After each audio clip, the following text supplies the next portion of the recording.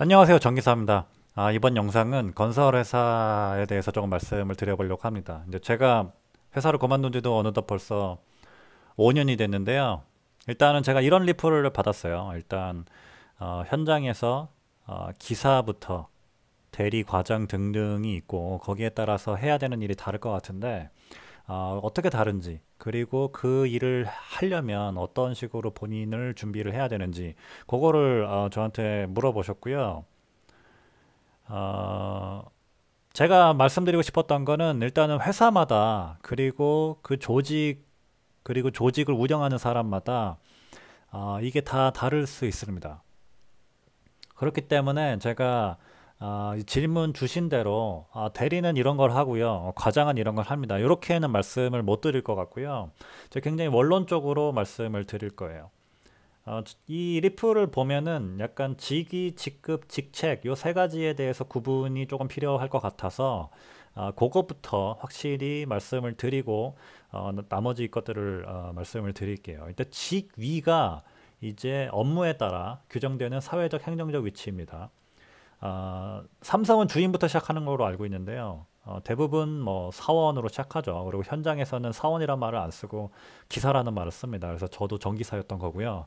그 이후에 이제 대리, 과장, 차장, 아, 부장, 상무, 전무, 부사장, 사장입니다. 상무부터 상무나 이사로 시작하죠. 거기서부터 임원이고요. 임원분들은 스스로를 이제 임시 직원이다라고 말씀을 하시는데 그 이유가 이제 계약 기간이 짧습니다. 그렇게 알고 계시면 될 것 같고요. 이제 직급은 이제 직무 안에서의 이제 등급입니다. 이제 과장 3호봉, 뭐 대리 4호봉 이런 식으로 얘기를 하는데요. 잘 안 쓰이고요. 본인 연봉 계산할 때 조금 활용이 돼서 그 정도만 알고 계시면 되지 않나 싶습니다. 그리고 중요한 게 직책입니다. 이제 자기가 어떤 일을 하는지를 말하는 건데요. 제가 예로 들어놓은 건 이제 어떤 현장의 공사팀 소속입니다. 이렇게 얘기를 하게 됩니다. 그러니까 예를 들어 전기사고요. 저는 전기사 무슨 현장 공무팀 소속입니다. 이런 식으로 본인을 소개하는데 이제 본인이 직위가 어떻게 되고 어떤 일을 담당하고 있다. 이런 식으로 얘기를 하게 됩니다.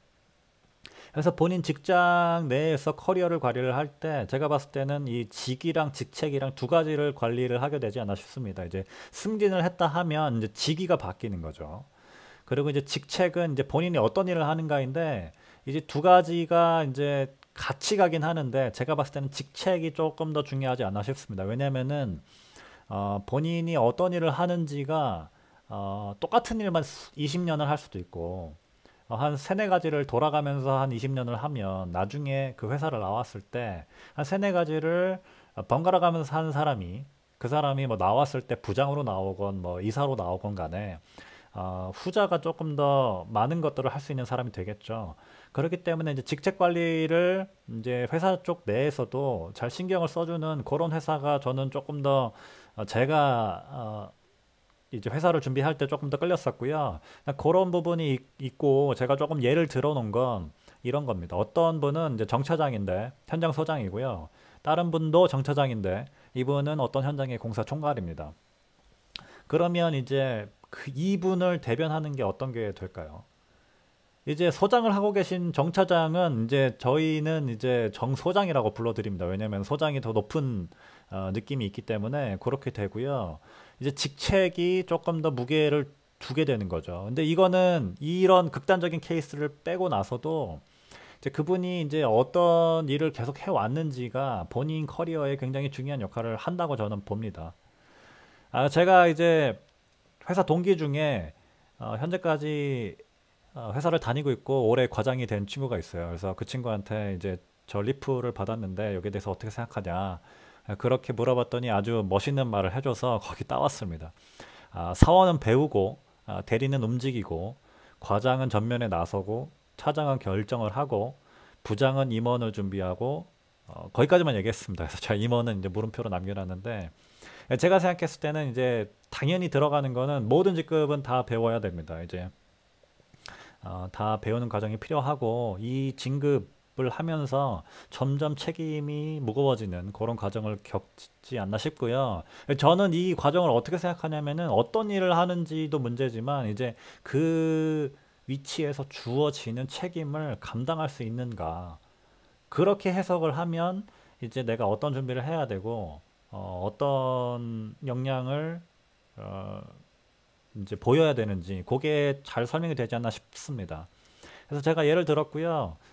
이제 어떤 현장에 현장 소장님이 있다고 해보죠. 정 소장이고요. 이제 이분한테 주어지는 책임은 이런 식으로 저는 그냥 간단히 적어봤어요. 이제 한 개의 현장을 계약대로라 하면 주어진 공기 내 뭐 품질 뭐 이런 것들대로 돈을 남기면서 고객이라 하면은 이제 건물을 만들어 달라고 한 사람일 수도 있고 그 건물에서 살 사람일 수도 있죠. 그 고객을 만족시키고 잘 끝낼 수 있는가? 제가 이 문장이 모든 걸 다 커버하는지 모르겠는데 이 문장에서 주어지는 굉장히 많은 세세한 일들을 전부 다 해낼 수 있는 사람인가? 거기에 대해 본인이 나는 준비가 됐어, 준비가 안 됐어라는 느낌을 가질 수 있을 것 같고요. 거기에 따라 회사도 이 사람한테 이런 역할을 주지 않나 싶습니다. 그래서 조금 더 디테일하게 이 정 소장님이 이제 정 차장, 공사총괄을 고용을 한 거죠. 팀을 꾸릴 때 이분을 땡겼습니다. 근데 이분이 이제 보면은 공사총괄은 공사 관련된 업무를 전부 다 할 줄 알아야 되는 거죠. 근데 봤을 때 정 차장은 공사 쪽은 아주 잘하지 이렇게 생각을 해서 이제 데려온 거죠.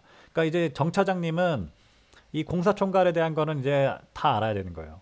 알아서 하고 현장 소장님이 필요가 없어도 되는 그런 역량이 필요한 거죠. 그리고 제가 굳이 한 개 더 예를 들었는데 이제 품질 총괄로는 정 과장님을 땡겼습니다. 이제 정 과장은 이제 품질 관련된 업무를 이제 알아서 할 수 있는 사람인 거죠. 그래서 이런 식으로 조직을 꾸리게 되고요. 이제 그 띠플에 대한 답으로서 어떻게 해야 잘하느냐 그거에 대해서 말씀을 드리면 본인에게 주어진 일이 있습니다. 이제 어떤 일이 주어지느냐는 이제 제가 영상 초반에 말씀드렸듯이 회사마다 다르고 조직마다 다릅니다. 이제 제가 있었던 회사는 조금 더 아래 직위에 있는 사람들한테 많은 책임을 줬었습니다. 이제 제가 있었던 현장이 한 700억 정도 됐었고요. 공무를 돈을 전부 다 관리하는 사람을 대리 1년 차한테 줬습니다. 굉장히 빠른 거고요. 대부분 제가 알기로는 과장급 정도 돼야 공무 총괄을 하는데 그렇게 줬었습니다. 그렇기 때문에 이제 어떤 일을 하는지는 가서 파악을 하셔야 됩니다. 이제 가서 본인이 모시게 되는 상사가 본인한테 주는 업무가 있을 거예요. 일단은 그거를 잘하면 됩니다. 첫 번째는 그냥 어떤 일을 하는지는 모르니까 그거에 대해서 이제 알려주실 거고 거기에 대해서 잘하면 됩니다. 하나, 둘 잘 해나가면 이제 전보다 더 많은 책임을 주실 거예요. 왜냐면은 사람이라는 게 언제나 편해지고 싶기 때문에 아래 있는 사람이 일을 잘하면 본인이 편해지거든요. 그렇기 때문에 이제 일을 적극적으로 잘하면 이 일도 줘볼까 저 일도 줘볼까 하게 됩니다. 그게 제가 봤을 땐 사람의 본성입니다. 물론 그렇게 좋은 상사가 아니면 저놈이 나보다 뛰어나면은 이제 내가 위치를 잃겠네 해서 잘 안 알려주는 사람도 있어요. 근데 제가 봤을 때는 조금 더 좋은 사람들이 많지 않나 싶고요. 또 그런 상황이 벌어지면 이제 또 방법이 있습니다. 뭐 동기한테 물어봐도 되고 아니면은 본인 인맥을 조금 더 넓혀서 업무를 파악한다거나 아니면 그 사람보다 상사인 사람한테 물어본다거나 다른 루트를 좀 찾으면 되고요. 어찌됐든 간에 그 일을 잘하면 더 많은 책임이 주어지게 됩니다. 그게 첫 번째 조건인 것 같고요.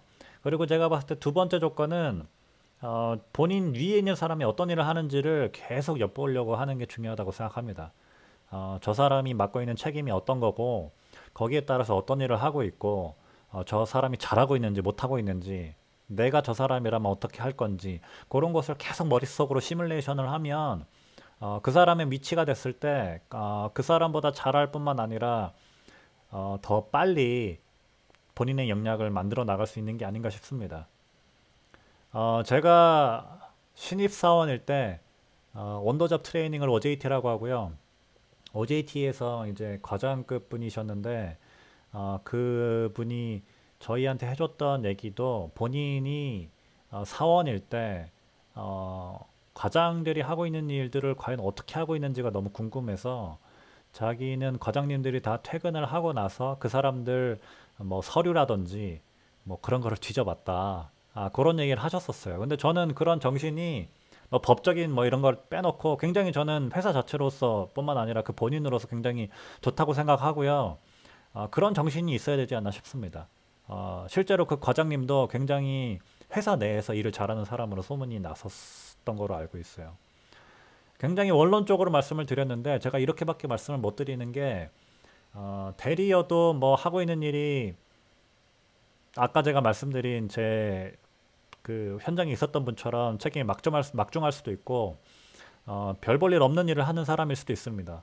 그렇기 때문에 본인이 이제 제가 직책 관리를 해야 된다고 말씀을 드렸었는데 이 직책 관리를 굉장히 잘 해야 되고요. 그리고 그 직책을 본인이 맡은 바보다 조금 더 많이 해야 나중에 높은 직위가 됐을 때 아래에 있는 사람들한테 무시를 안 당합니다. 어, 제가 봤을 때는 무시당하는 게 제일 서러운 일 아닌가 싶고요. 그런 일이 안 벌어지려면 그리고 본인이 이제 엔지니어로서 본인의 역량을 쌓아가고 싶으면 그런 일들을 스스로 안 만드는 이제 본인의 책임이 어떤 건지 명확하게 인지하고 앞으로 다가올 책임이 뭔지를 파악을 해서 미리미리 준비하면 되지 않을까 싶습니다. 제가 준비한 내용이 여기까지였고요. 정기사였습니다. 감사합니다.